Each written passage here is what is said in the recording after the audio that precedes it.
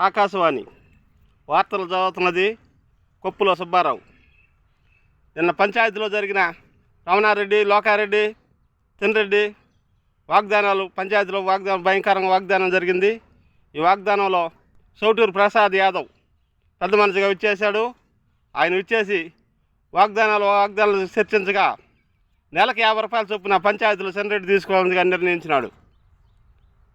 ఆ లోకారెడ్డి ఒక full McDowell ban తెచ్చి ఆడ పెట్టడంతో పెద్ద మందిరం సర్దుమైనవి వాళ్ళ పాటికి ఒకరు ఇంటికి వెళ్ళి పూసినారు. వార్తలు ఇంత సమాప్తం. తిరిగి రేపు ఉదయాన్నే 7 గంటలకు ప్రసారించబడుతుంది. అంతవరకు సెలవు. నమస్కారం. వినండి గోపాలపురం వార్తలు. నమస్కారం.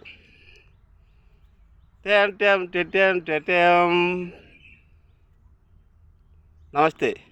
నా పేరు వెంకటమరెడ్డి.